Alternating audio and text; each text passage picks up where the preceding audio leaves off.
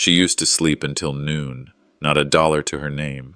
My son worked 2 jobs just to pay rent, and I pitched in when they couldn't buy groceries. Then one morning, she screamed from the kitchen. She had won the lottery, $10 million.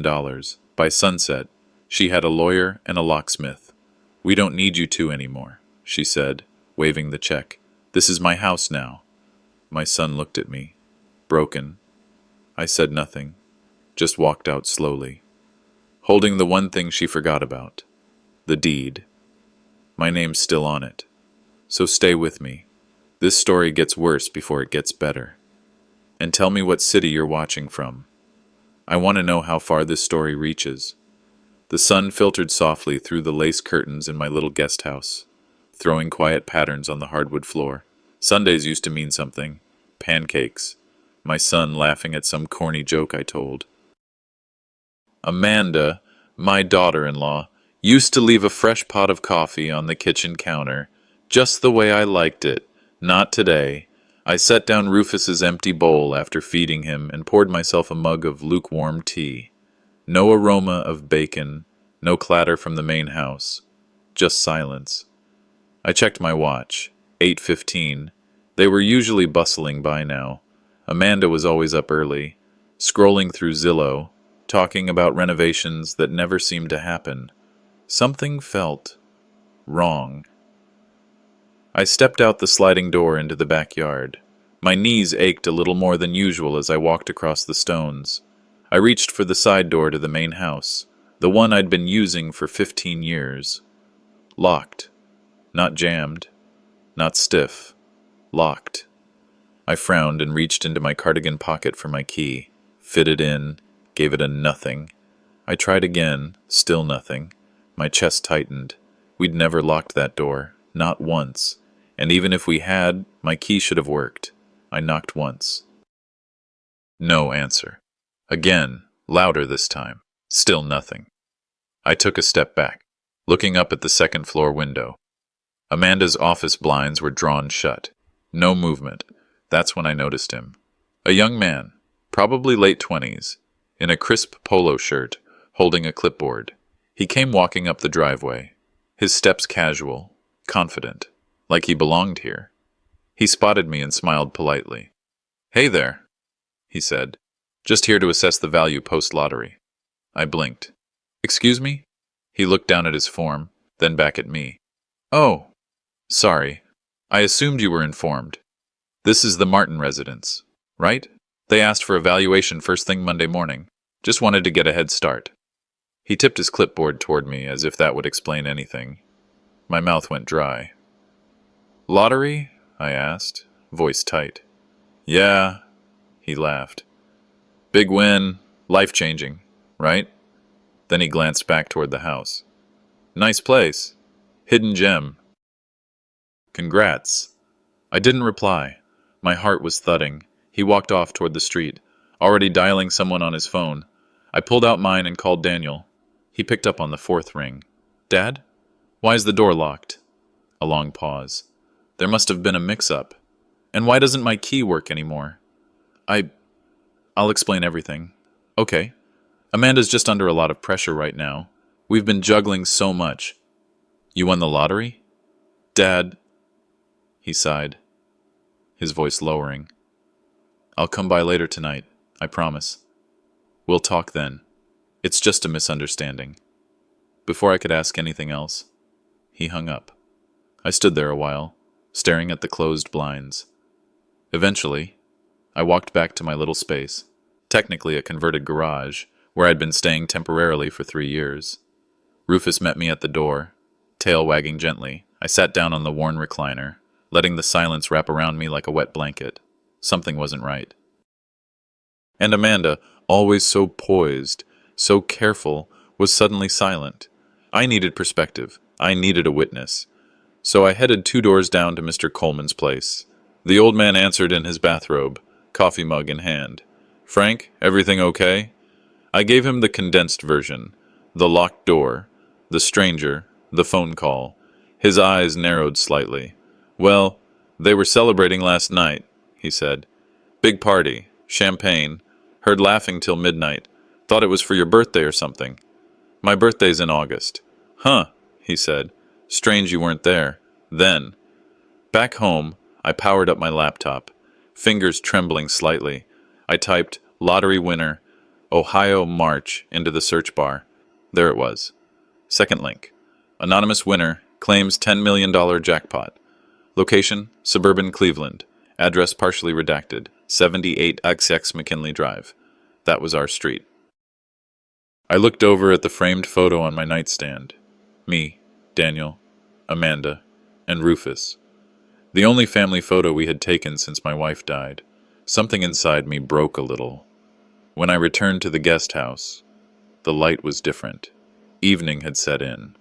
I opened the door and stopped short. My suitcase was packed and placed neatly on the bed. On top, a handwritten note in Amanda's swirling cursive. Time for new beginnings. Thanks for everything.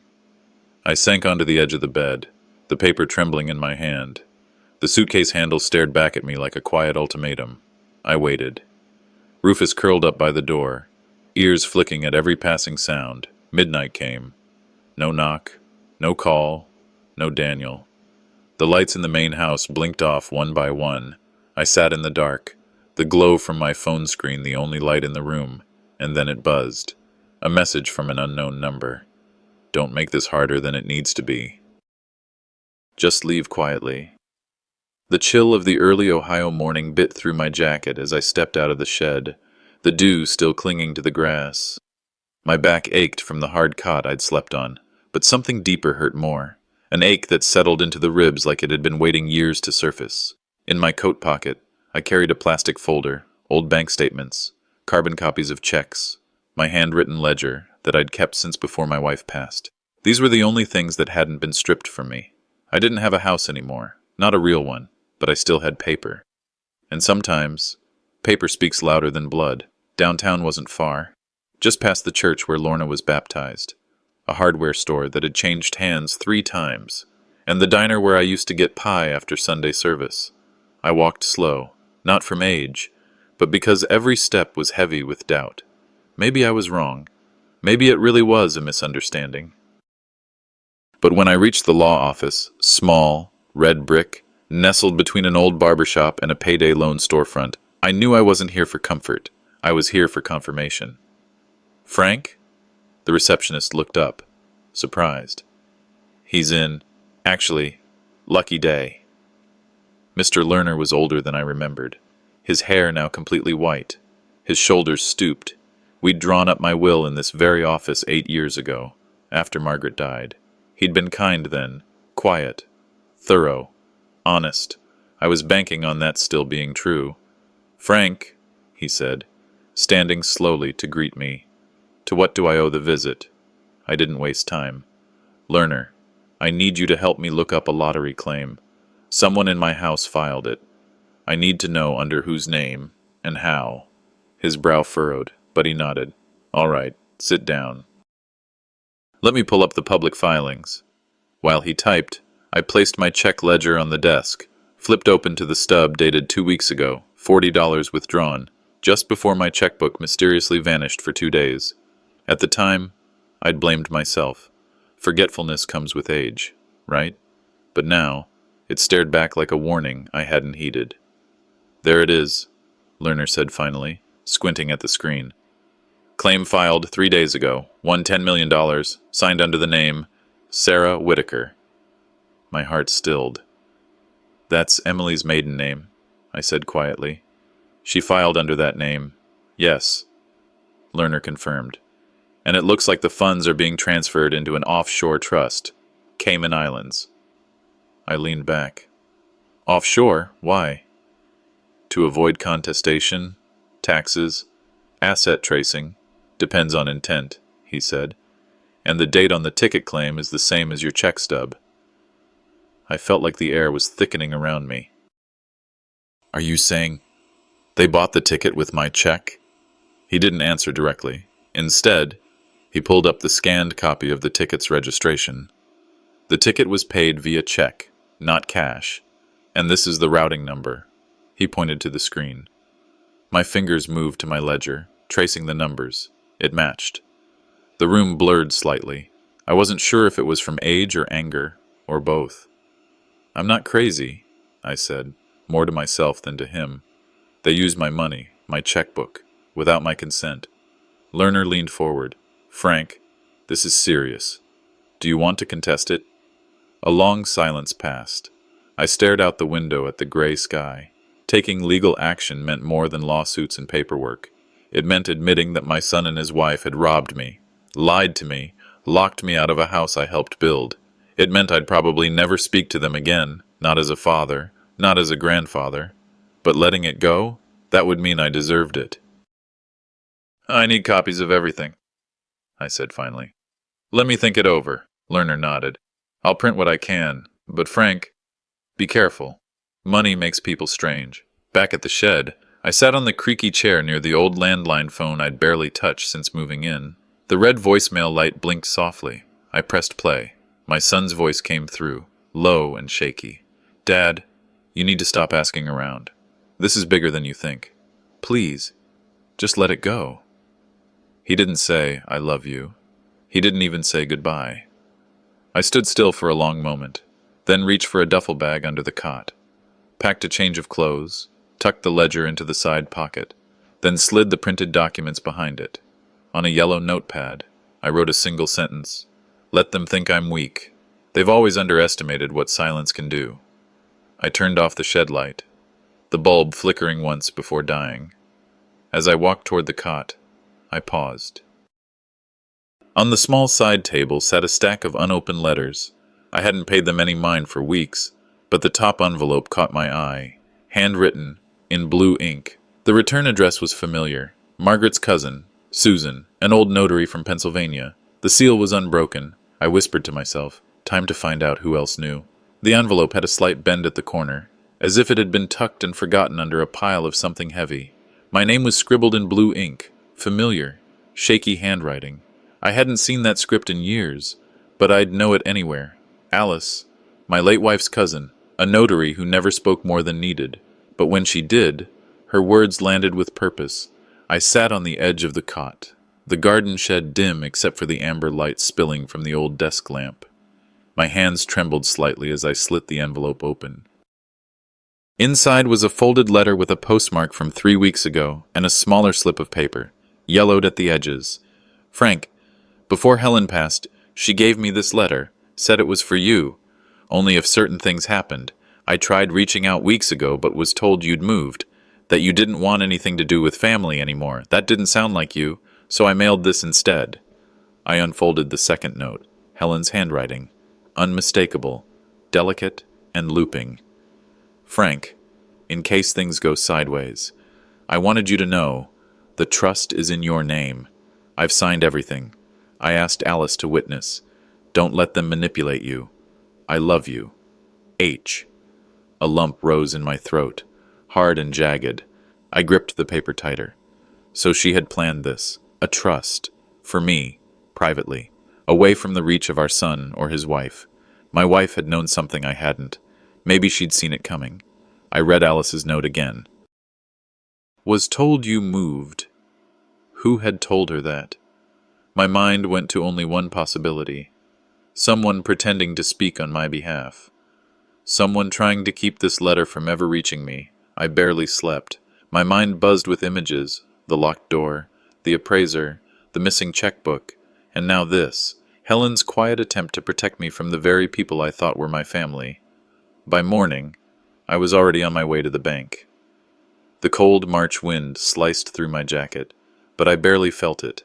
I carried a copy of Helen's note and my checkbook ledger, tucked inside a manila folder. The bank teller was a young woman with soft brown curls and tired eyes. "Can I help you, sir? I need to check something about my account activity last week." She took my ID, tapped at her keyboard, then frowned. "One moment." She disappeared behind a frosted glass door. A few minutes later, she returned with a man, the branch manager, I guessed. He introduced himself as Mr. Granger. "There's been some unusual activity on your account," he said, lowering his voice. "Multiple attempts were made to transfer your funds into a joint account under the name Miller Household Holdings. We flagged it due to incomplete authorization. Miller? My son's last name. And his wife's. Do you recognize these names? He asked, sliding a form toward me. I nodded grimly. Granger sighed. Well, the transfer didn't go through. We've placed a temporary freeze on your accounts for security reasons, until we sort this out. I asked to see a list of recent logins and transaction attempts. Sure enough, attempts had been made from a different IP, on a day I remembered clearly. I'd been at the shed all afternoon, cleaning out Helen's old gardening books. Granger glanced at me. I probably shouldn't say this, but there was a young woman here earlier this week, and a man. She did most of the talking. Insisted she had financial power of attorney. My jaw clenched. She didn't. She didn't provide proof either, which is why nothing proceeded. But I'd advise watching your online access. Maybe update your passwords? I nodded. The cold weight of betrayal sat deeper now. Walking out of the bank, I remembered something else, a moment weeks ago, over breakfast, when my daughter-in-law had asked casually, "Do you still check your online banking, or just the paper statements?" I'd shrugged it off then. Just small talk. Now, it echoed differently. That had been her fishing for intel. Back at the shed. I closed the door behind me and double-checked the lock. The silence inside felt heavier than usual. I placed the freeze notice from the bank into the folder, along with Helen's note and Alice's letter. They had underestimated me. I wasn't a feeble old man. Not yet. Not ever. I opened my laptop and began writing, a detailed log of every oddity, every conversation, every scrap of evidence. If they wanted to play games, I'd meet them with documentation. The phone rang once. The landline. I checked the voicemail out of habit. Nothing. Wait. The message from last night. The one my son had left. It was gone. Deleted. I hadn't touched it. My breath caught. Someone had accessed my voicemail remotely. I sat down hard in the old wooden chair, my knees stiff. This wasn't just about money anymore. This was about erasure. About rewriting the narrative to exclude me. My hands moved faster, writing everything down while it was fresh. I wasn't going to let my story be stolen. 2. That night, as the sky darkened into a bruised purple, I sat near the door of the shed, listening to the quiet of the yard. Then, a knock. Soft, hesitant. "Dad, please don't go to the police. Can we talk?" It was my son. I didn't answer right away. I needed to see his eyes first, and know which side of this mess he stood on. The knock still echoed in my ears when I opened the door. My son stood there, slouched, hands stuffed into the pockets of his windbreaker. His eyes looked bloodshot, and for a second, neither of us said a word. He looked like a man who had stayed up all night with guilt, then wrestled it again all morning. "I'm not proud of what I did. Dad," he finally said, voice low, like he didn't want even the walls to hear. I stepped aside, letting the cold night air creep into the shed. He sat down on the edge of the small cot, elbows on knees, rubbing his palms together like he was trying to warm himself, or maybe just trying to hold himself together. "I didn't come to argue," he added. "I just thought maybe we could talk." We left the shed without another word. I suggested we walk to the diner. It was past midnight, but Sally's place stayed open for the late shift crowd. I needed neutral ground, a place with fluorescent lights and stainless steel counters where memories couldn't sneak up on me. We walked in silence most of the way. His gait was slower than usual, shoulders heavy. I didn't rush him. Some confessions can only be spoken under the hum of street lamps and the weight of night. At the booth, he ordered coffee but didn't touch it. "She said she'd leave," he muttered, staring into the mug. "Take the kids. Move out. Disappear if I didn't back her plan." I didn't ask who she was. I already knew. She said I wasn't protecting the family, that if I didn't help her get everything lined up, she'd take the boys and file for separation. Said I could be the man who lost everything, or the man who secured it for our future. There it was. The twist of the knife. Not just betrayal, but premeditated, dressed up in the language of duty and family. I listened, breathing slow, like one wrong exhale might send my anger spilling over. He reached into his coat and slid a thin manila envelope across the table. Her lawyer drew this up. It's an offer, he said. If you agree to waive any claim to the trust fund, we'll stop pushing for guardianship. You'll stay in the shed, we'll cover utilities, and we won't contest anything else. I looked down at the envelope. Typed. Official. Even had a blank signature line waiting for me like a loaded trap. She said this way, "No one has to get hurt," he added, his voice cracking. "You'll have peace. We'll all move forward." I opened the envelope, skimmed the legalese, then folded it in half, and again, slow and deliberate. Then I tore it straight down the middle. If you think I'd trade my dignity for a roof, then you've already buried me, I said, voice steady. He flinched like I'd slapped him. I stood, placed the torn papers in the middle of the table, and walked out. The air outside was colder now, or maybe it was just the ice forming in my gut. From across the street, I saw him return to his car. He sat behind the wheel for a while. His shoulders started shaking, crying, maybe, or just unraveling. I didn't cross the street to find out. I couldn't afford to believe him anymore. Not yet. Back in the shed. The lamp flickered as I set down my jacket. A white envelope lay in the mailbox I hadn't checked all day. No stamp, no sender. I opened it with tired hands. Inside were photographs, surveillance stills. Grainy but clear enough. My daughter-in-law, sunglasses on, entering the local bank. The timestamp matched the week before the account freeze. One photo showed her handing a document to a teller. Another showed a man I didn't recognize, watching her from the corner. Someone had been watching her. And maybe, I thought, someone had also been watching me. I didn't sleep that night. The envelope lay on the small table in the shed, heavy with questions. The surveillance photos were still inside, but I hadn't looked at the rest. My fingers hovered over the seal again and again, but some instinct told me to wait. My wife, God rest her, had always said, "Answers don't just arrive. They test whether you're ready to hear them." I wasn't sure I was. At first light, I walked into town, the cold cutting through my jacket.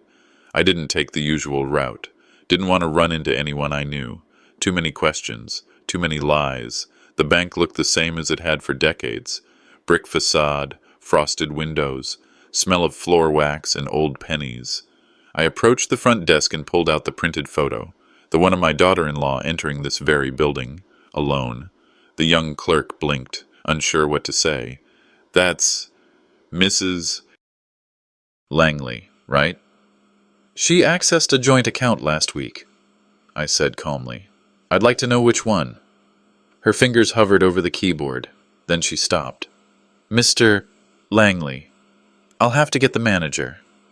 A few minutes later, I was led behind the desk, through the short hallway lined with security glass, into the private vault room. The manager, a man I hadn't seen in years, smiled politely. "We found something, sir. It's under your wife's name." He opened a narrow box in the vault. Inside was a small leather pouch, brittle with age. Tucked within it, along with some faded documents, was a single envelope. My name written on the front, in her handwriting. That was the first time in weeks I felt anything other than betrayal. I sat in the small waiting room and opened it carefully. Her words came alive in my hands. "My love, if you're reading this, something went wrong. I never trusted Lila." I wish I did, but I saw how she looked at you, like an obstacle. I tried to protect you the best way I knew how. Carolyn has the secondary will. If things turn dark, she'll know what to do. Please, don't let them take everything we built. You gave your life for this family. Now you fight for yourself. Always yours, Evelyn. Tears clouded the edges of the page, but I kept reading. She had planned for this, months before the cancer got bad. She knew our son could be manipulated. She'd gone behind their backs and made arrangements. She'd told no one but her childhood friend. Carolyn. I sat still, letting her voice guide me from the grave. The memory of her last few weeks came rushing back. How she avoided discussing estate documents. How Carolyn, once a weekly guest, suddenly stopped visiting. I thought it was just grief or illness. Now I realized it was preparation. I walked back to the shed in a daze. The envelope my son gave me, the one offering to let me live in peace in exchange for signing away the trust, I burned it, every word of it, watched the flames eat away at that insult. Then I pulled out the old Rolodex, fingers shaking, and dialed the number I hadn't called in over a year. The line rang once, then again, then... Hello? Carolyn? A long pause. I wondered when you'd call. I nearly dropped the phone. She spoke quietly. Your wife gave me something, but I couldn't protect it forever. You need to come. Now. I didn't hesitate. I packed a bag, one change of clothes, the letter, and a copy of the bank freeze notice. I didn't know what I was walking into, but I knew this. Evelyn hadn't trusted Lila, and for good reason. And Carolyn, she was the key to everything. It was time to reclaim what was mine, not just the money. My dignity, my name, my wife's final wish. The sun was barely up when I pulled into Carolyn's driveway. The modest house sat quietly on a cul-de-sac, surrounded by blooming dogwoods and the kind of quiet you don't notice until you've lived with noise for too long. She opened the door before I even knocked. Frank, she said softly. I hadn't seen Carolyn in years. The gray in her hair had deepened, and her frame had grown more delicate, but her eyes were the same, steady, kind, and sharper than people gave her credit for. Inside, her living room smelled faintly of lavender and old books. Photographs lined the mantel, her children, her late husband, and in the corner, one of her and my wife, smiling on some long-forgotten afternoon. My throat tightened. I wondered when you'd come, she said, gesturing for me to sit. We settled at her kitchen table, each nursing a cup of black coffee. I didn't waste time. Carolyn, I found the letter. From Alice, and the bank showed me the safe deposit box. My name was on an envelope. From her. Carolyn nodded slowly. Then it's time. She stood, walked to a tall cabinet against the far wall, and pulled out a set of keys. With shaking hands, she unlocked the top drawer. From it, she withdrew a sealed manila folder, thick, worn, and stamped in faded ink. This, she said, placing it gently in front of me, is what your wife didn't trust anyone else with, not even your children. I opened the folder. The first document was unmistakable, a second will, dated only 3 weeks before my wife died. It placed the estate, everything, into a protective trust in my name, to be administered only after a 6-month review by an independent accountant. My son and daughter-in-law weren't even mentioned. Beneath it was a letter. The handwriting stopped me. My wife's slanted script, neat and familiar. Frank, if you're reading this, then something has gone wrong. I know you tried to keep the peace. I know you've always believed in giving people the benefit of the doubt. But I don't. Not anymore. I've seen the way she manipulates him, how our son looks at me like I'm an obstacle, not his mother. I've watched them nudge you out. There's money you don't know about, and movements in the bank accounts I couldn't explain. I hired a lawyer. Carolyn knows. If anything happens, if I can't tell you myself, follow the paper. Trust your instinct. And don't let them convince you you're crazy. You're not. You never were. Love you always, Sarah. The words blurred as tears welled up in my eyes. For months after she passed, I'd blamed grief for the gaps, the silences. But she had known. She had tried to protect me. I looked up at Carolyn, who watched me with quiet sorrow. She came here, she said, not long after the funeral. Your daughter-in-law, she offered me money, more than I'd seen in years. Said it was to clean up unnecessary documents. I refused. But I've been waiting ever since for this. I sat back in my chair, the weight of it all pressing down. Will you testify? I asked. She didn't hesitate. I will. Back at the shed, I locked the folder in a metal drawer beneath the bed. I pulled out an old briefcase and began gathering what I had. Copies. Notes. The check ledger. One by one. I laid each piece like a soldier preparing for war. Just as I latched the case shut, my phone lit up. James calling. I didn't answer. I was done waiting for them to come clean. Now, they would have to face the truth on my terms. I stepped into Mr. Lerner's law office holding the thick folder Carolyn had given me. My legs were slower now, but each step carried something stronger than muscle. Proof. For once, I wasn't walking in with doubt or questions. I was walking in with leverage.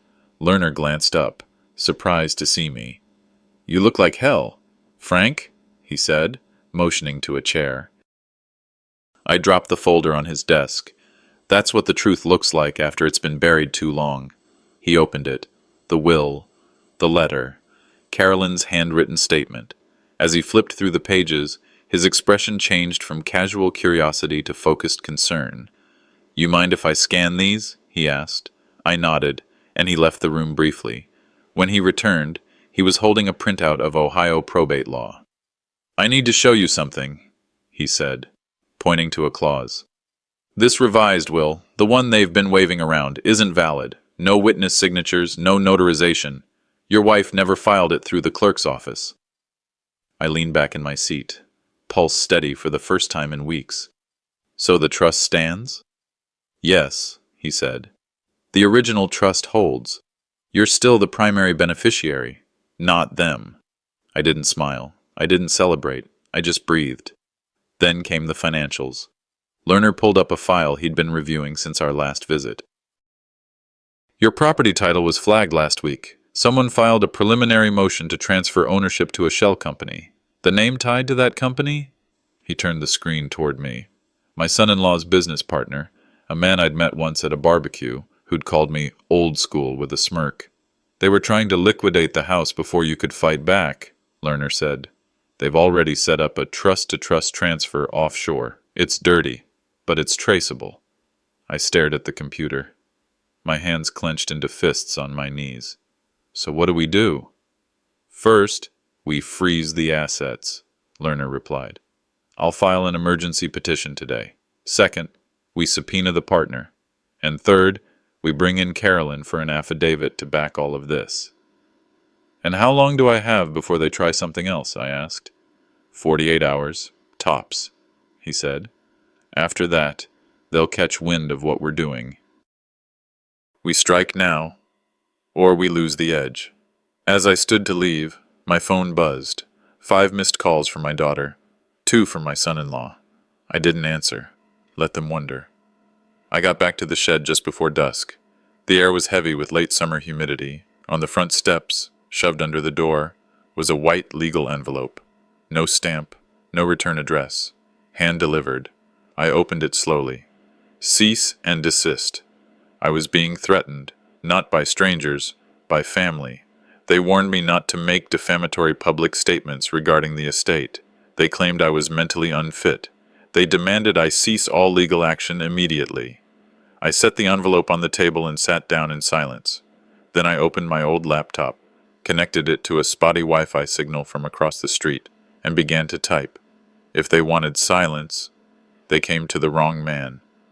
The cease and desist letter lay flat on the table, but its weight pressed on my chest like a stone. I read it again under the dim light in the shed, each line more absurd than the last.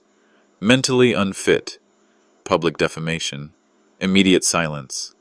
I smiled. For months, I'd lived in fear of rejection, of betrayal, of being cast aside like old furniture. But fear had a short shelf life.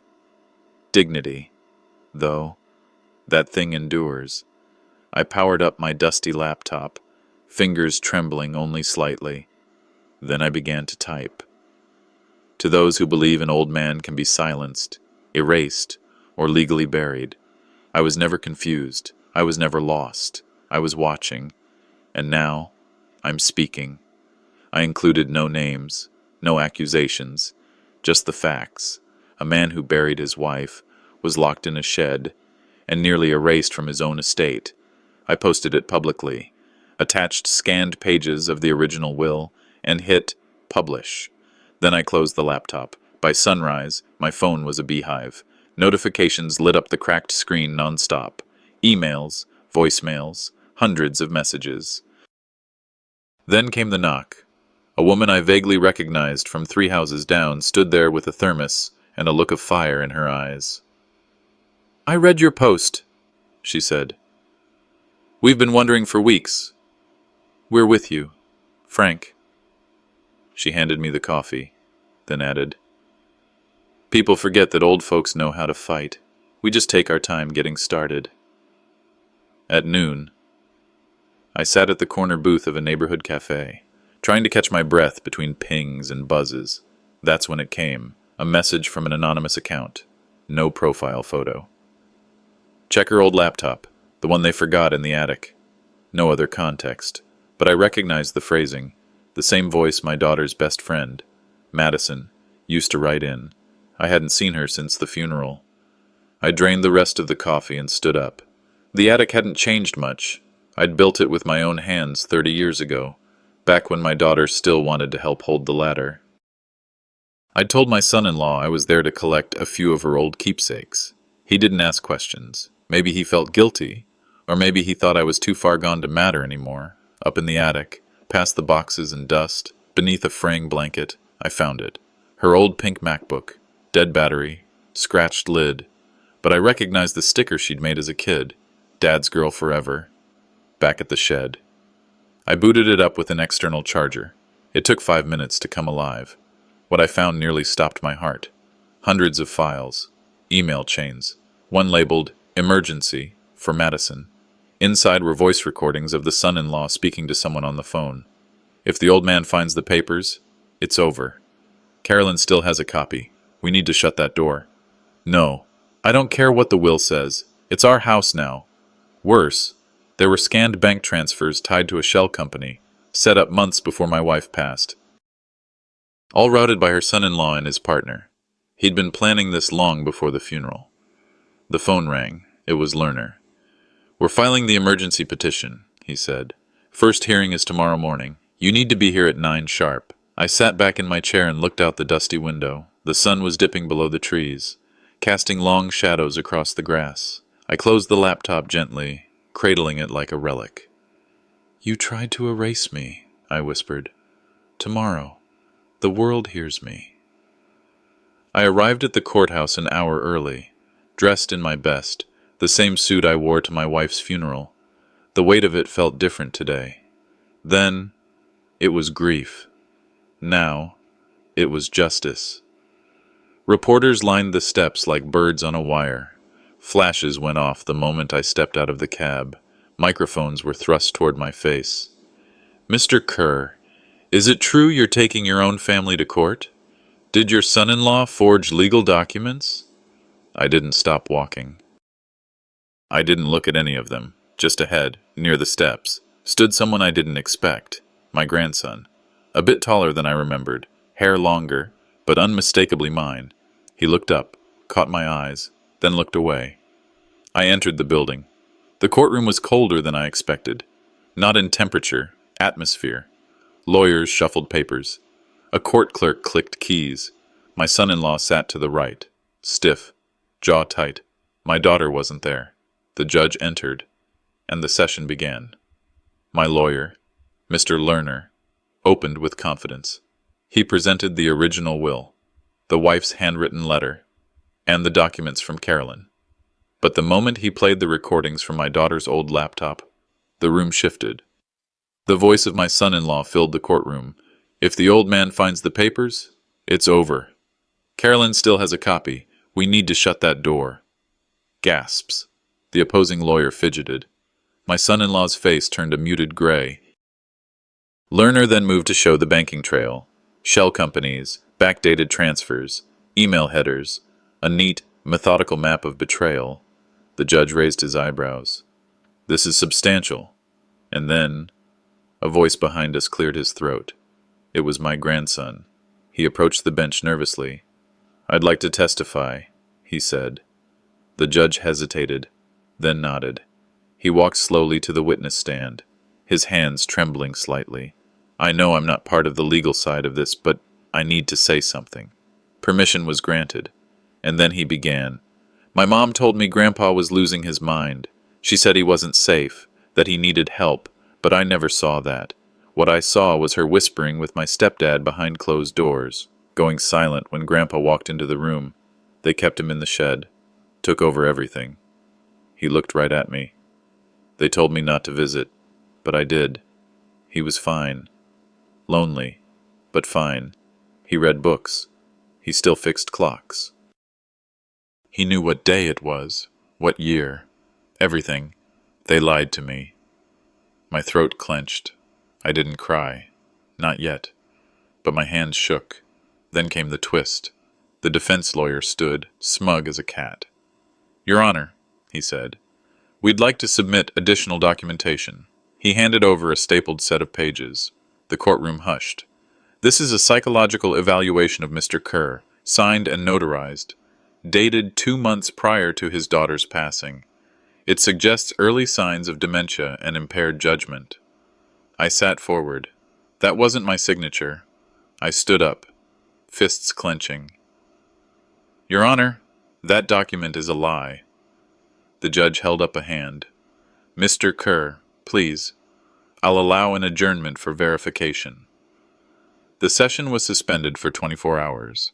Outside the courtroom, the media storm surged. Reporters surrounded me, shouting questions, but I didn't face them alone this time. My grandson stood beside me. Then, quietly, he reached for my hand.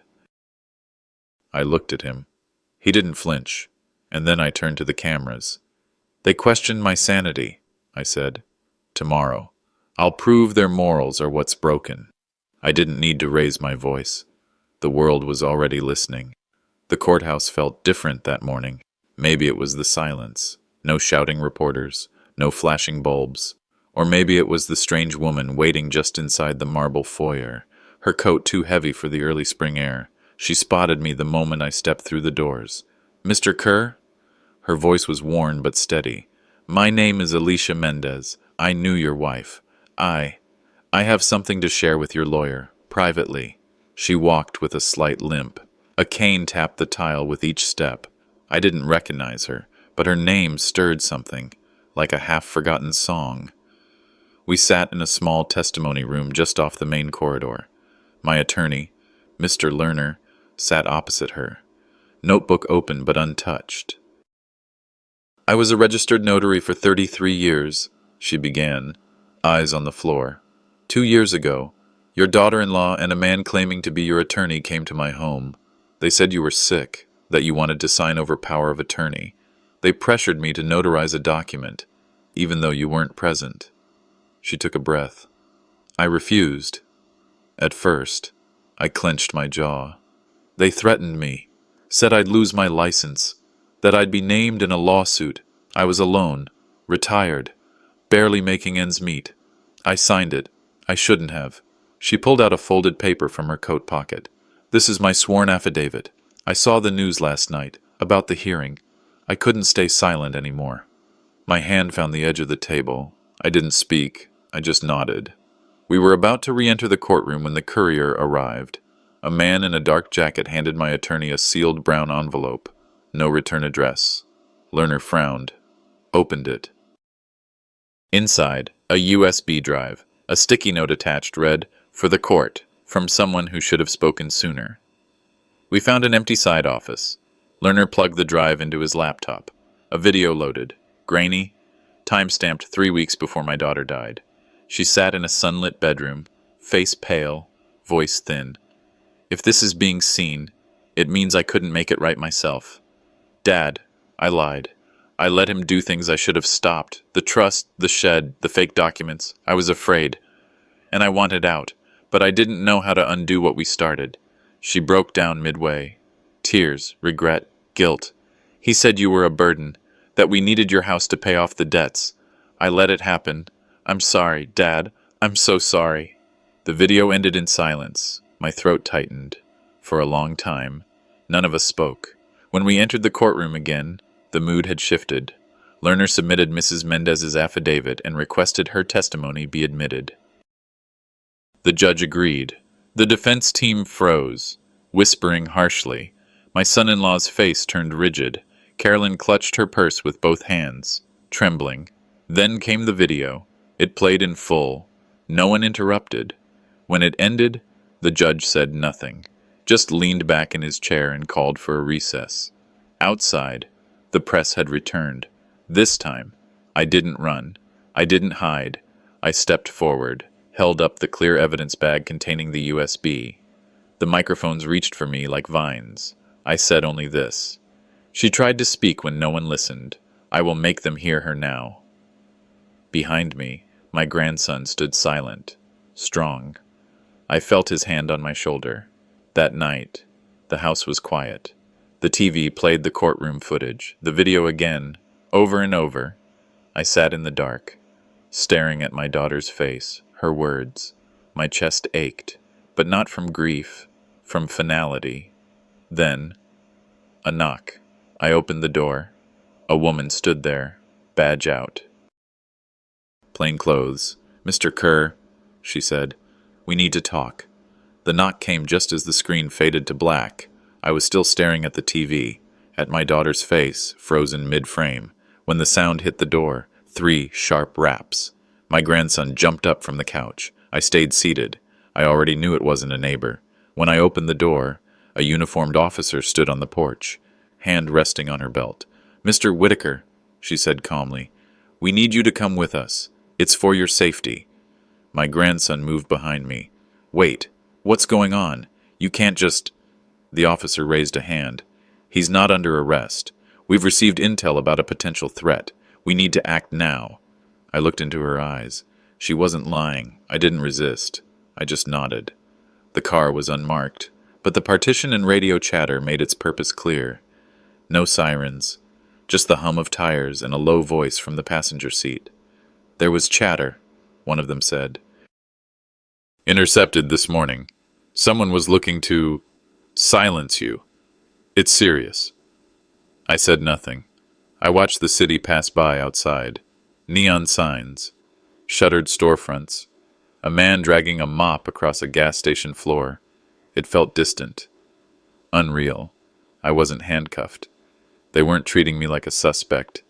They were shielding me. They didn't book me. No mugshot. No fingerprints. Just led me through a side door into a quiet observation room. No bars, no camera, just 4 walls and a bench, and another man already sitting there. He looked mid-40s, tired, scruffy beard and a faded windbreaker, but his eyes lit up when he saw me.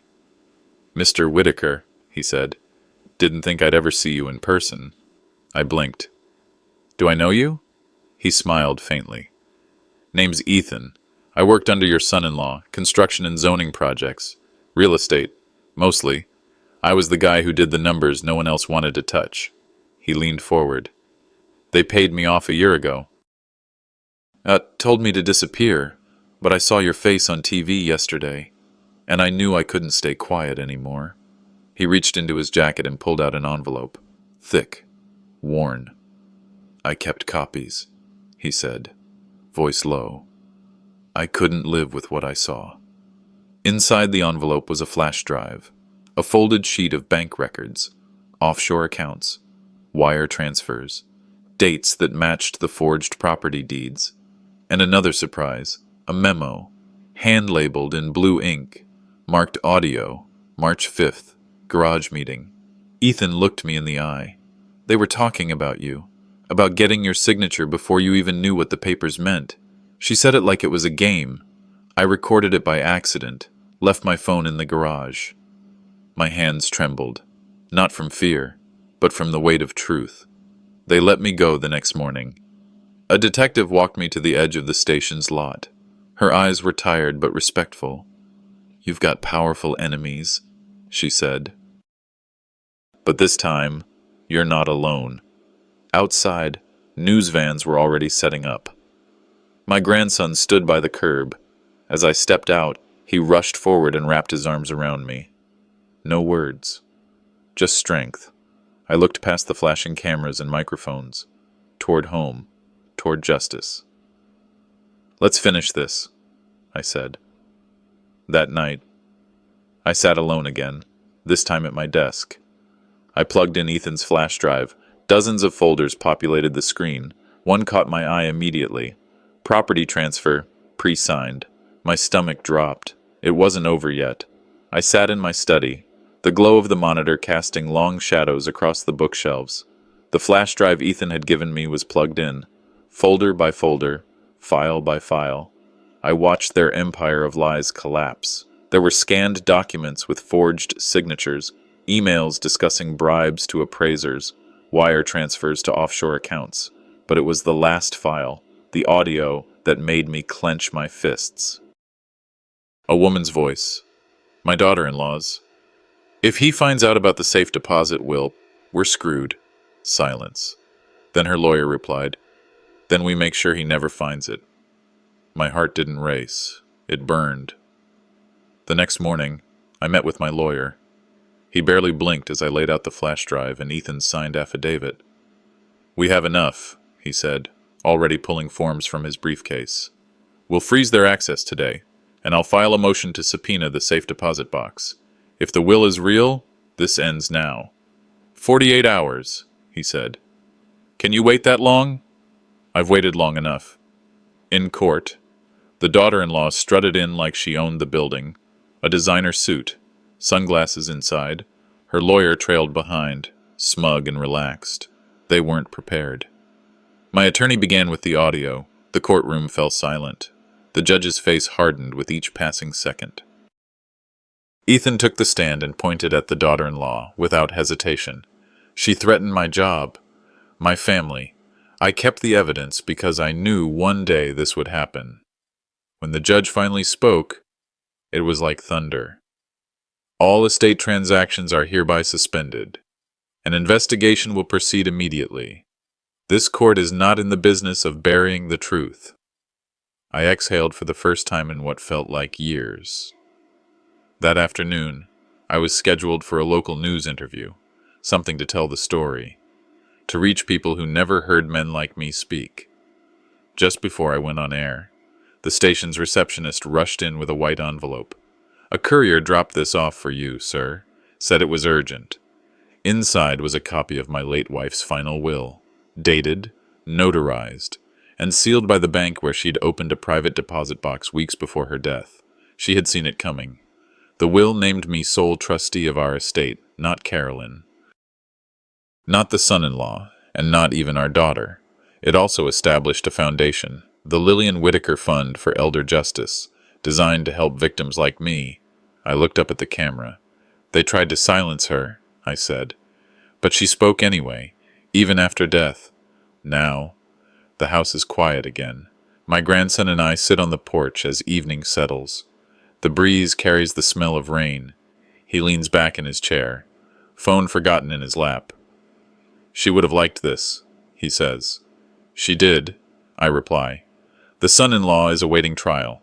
Carolyn vanished from the media spotlight.